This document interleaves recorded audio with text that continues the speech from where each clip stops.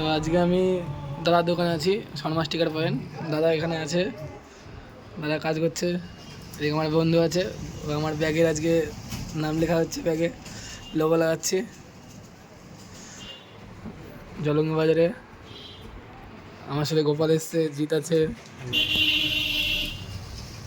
Sticker লাগানো হচ্ছে।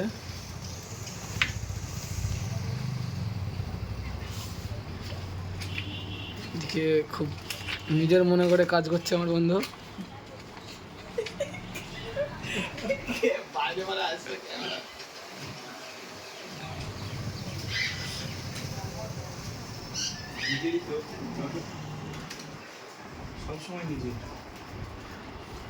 দাদারা নিজের মনে করে কাজ করে।